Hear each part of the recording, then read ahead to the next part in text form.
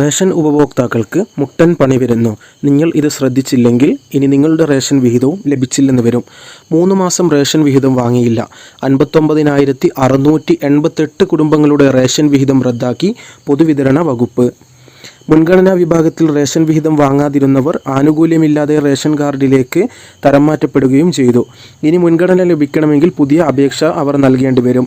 കേന്ദ്ര സംസ്ഥാന സർക്കാരുകളുടെ ആനുകൂല്യത്തോടെയുള്ള റേഷൻ വിഹിതം കൈപ്പറ്റുന്ന Antyodaya, Annayojana, priority household, non priority subsidy എന്നീ വിഭാഗങ്ങളിൽ ഉൾപ്പെടുന്ന റേഷൻ കാർഡ് ഉടമകളുടെ ആനുകൂല്യങ്ങളാണ് 3 മാസം തുടർച്ചയായി റേഷൻ വിഹിതം വാങ്ങാതിരുന്നതിനാൽ ഇല്ലാതായത്. റേഷൻ വാങ്ങുമെന്ന് ഉറപ്പുള്ളവർക്ക് മാത്രമേ കാർഡ് പുതുക്കി നൽകുകയുള്ളൂ. പ്രയോറിറ്റി ഹൗസ് ഹോൾഡ് വിഭാഗത്തിൽപ്പെട്ട റേഷൻ കാർഡുകളാണ് ഏറ്റവും കൂടുതൽ തരം മാറ്റപ്പെട്ടത്.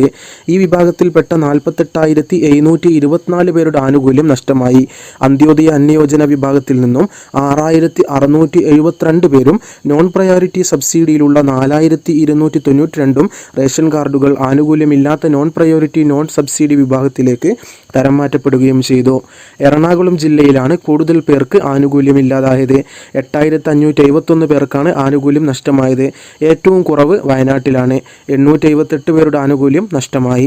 ഏതു റേഷൻ കടയിൽ നിന്ന് വേണമെങ്കിലും നിങ്ങൾക്ക് റേഷൻ വാങ്ങാമായിരുന്നിട്ടും മുൻഗണനാ വിഭാഗത്തിൽപ്പെട്ടവർ വാങ്ങാതിരിക്കുന്നത് ശ്രദ്ധയിൽപ്പെട്ടതിനെ തുടർന്നാണ് നടപടിയെടുക്കാൻ പൊതുവിതരണ വകുപ്പ് തീരുമാനിച്ചത്.